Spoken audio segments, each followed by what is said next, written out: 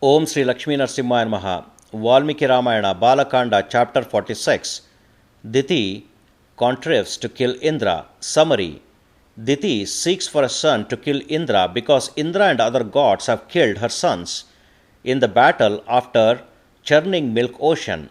But Indra, being her stepson, arrives at her place of asceticism with view to destroy that Indra-killer. On a fateful day, when Diti failed to maintain the procedure of vow, Indra enters her womb and dissects the fetus into 7 fragments, which later became sapta marut gana-s, the 7 wind gods. Chapter 46 in detail. O Rama, Lady Diti was highly anguished for those sons that are killed and said this to her husband sage Kashyapa, the son of Marichi. Thus Vishwamitra continued narration. O God, I am suffering the death of my sons who are killed by your great mighty sons, the sons of your second wife Aditi. As such, I wish to bear a son, who is achievable by sustained penance, for he shall be the exterminator of Indra.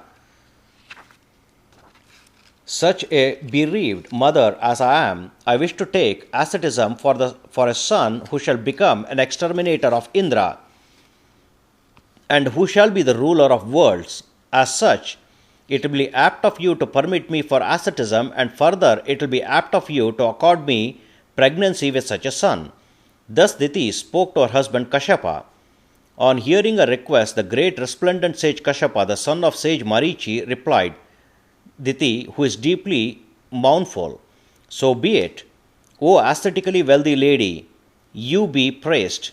If you abide by the true nature of the practices of asceticism, then you will be delivering a son who can become an exterminator of Indra in war.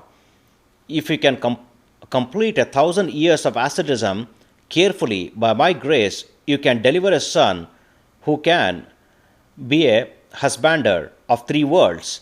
Thus sage Kashyapa advised his wife Diti. Saying thus, the great resplendent sage patted her, and then, on his touching her, she is sacred. And then the sage Kashyapa departed for his ascetic practices, saying, Be blessed. On the exit of sage Kashyapa, O best one among men Rama, highly elated, Diti reached the sacred place called Kushaplava, on which the present city of Vishala is now standing, and practiced a highly rigorous asceticism. While she is truly practicing asceticism, O the best man Rama, the 1,000-eyed god Indra has indeed rendered services with his abundant and surpassing truthfulness to her, who is none other than his maternal aunt. The 1,000-eyed god Indra made available fire, firewood, water, the sacred kusha grass, fruits, and like that tubers also, and whatever other items she required in her ascetic practice. All the time, Indra indeed served Diti by massaging her body, and other means of removing her bodily strain result from her arduous practice. O Rama, the descendant of Raghu, when 10 years are less to complete the 1,000-year span of her asceticism, Diti is highly rejoiced, as her ambition is going to fructify in just 10 more years. And then she spoke to the 1,000-eyed god Indra. O best one among the valiant ones, Indra, to me, who am practicing asceticism, 10 years are remaining to complete. Then you can see your brother, you be safe. O son Indra, who I am now bringing up, will be enthusiastic in conquering you. But somehow I will manage him by telling that you are after all his brother, and no harm shall be done to you. And O son Indra, if you join him, you will get rid of your febrility caused by his emergence, and then you too can conquer all the 3 worlds. O best one among gods, Indra, on my prayer, your high-souled father, sage Kashyapa, bestowed this boon on me for a son, which materializes at the end of 1,000 years, and only 10 more years are to slip by. When Diti was saying thus, the noontime sun was ruling high, that lady is stolen over by sleep, keeping her feet headward. On observing her who has become lacking in reverence or proper respect by placing her head at the feet side and bride falling on feet, Indra is gladdened and laughed at her failing asceticism. O Rama, being a highly courageous one, Indra, the destroyer of enemy fastness, entered the body of Diti through her vaginal aperture and rent her fetus into parts, into 7 fragments. O Rama, then the fetus wailed clamorously while being sliced with thunderbolt that has 100 cutting edges, and then Diti woke up.